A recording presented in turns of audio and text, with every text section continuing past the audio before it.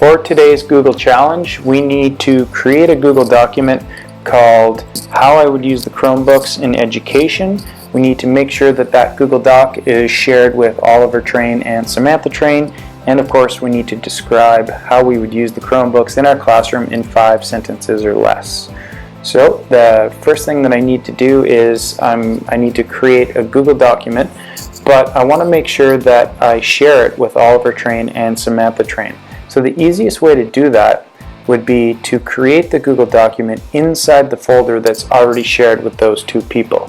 Because I'm going to create it in the folder that's already shared with those 2 people, the file itself is automatically going to be shared with those 2 people. So I'm just going to double click on the folder.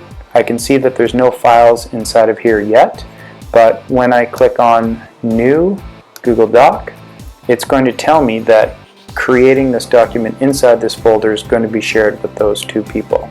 So I'm going to click on OK. Just wait for it to load. And whenever you first create or open up a Google document, it is defaulted to not have a title. So we need to title this How I Would Use the Chromebooks in Education.